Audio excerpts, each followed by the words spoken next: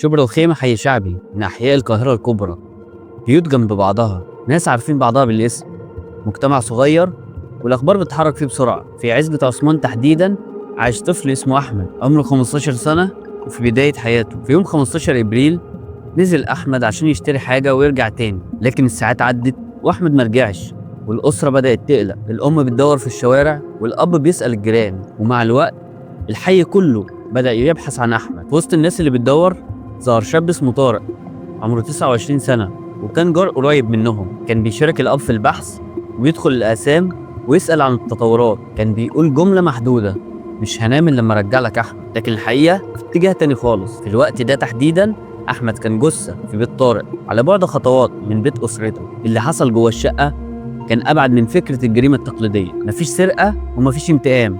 طارق اعترف إن هو استدرج أحمد بحجة إن هو يشيل حاجة معاه. بعد ما دخل طارق خنقه، وهنا الجريمة انتهت من الناحية الجنائية، لكنها بدأت من الناحية اللي هزت الرأي العام كله. طارق ما اكتفاش بالقتل، ده فتح الكاميرا علشان يصوره. والطرف التاني كان شاب مصري عمره 16 سنة ومقيم في الكويت، ده اللي كان بيملي الأوامر. بدأ من طريقة الشق لحد فصل الأعضاء، كانت بتتم كأنها بروتوكول، تعليمات قصيرة وتنفيذ وهدف واضح: تسجيل فيديو يصلح للبيع في منصات الإنترنت المظلم. الأجهزة الأمنية رجعت كاميرات المراقبة وشافت أحمد وهو داخل بيت طارق وما خرجش منه. لما دخلوا الشقة لقوا الجثة في حالة صعبة، جرح طويل من الرقبة للبطن والأعضاء في أكياس. مع المواجهة طارق انهار واعترف إنه كان عايز ياخد 5 مليون جنيه مقابل الفيديو ده. التحريات وصلت للشاب في الكويت. الانتربول والنيابة المصرية اشتغلوا في خط متوازي وتم ترحيل الشاب اعترف إنه كان بيستهدف إنتاج فيديو من تجارة السنيف موفز، ودي منتجات مكشوفة من سنين على الدارك ويب.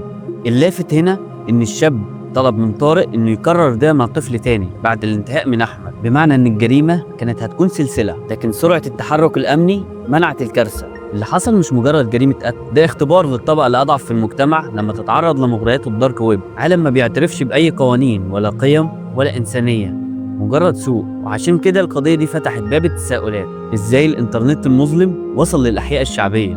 وإزاي تحويل الفعل الإجرامي لصور وفلوس بقى عند البعض فكرة مشروعة؟ في النهاية القضاء قال كلمته والأسرة دفعت الثمن، والمجتمع اكتشف جانب جديد من الدارك ويب يمكن ما كانش متخيل إنه له امتداد بهذه الصورة. لو مهتمين نكمل حلقات الدارك ويب، الجزء اللي بعده مش عن جريمة، عن سوق، مين اللي بيشتري ومين اللي بيبيع، وإزاي تتحول الجريمة لمنتج. دي أسئلة هنجاوب عليها لو حابين نكمل.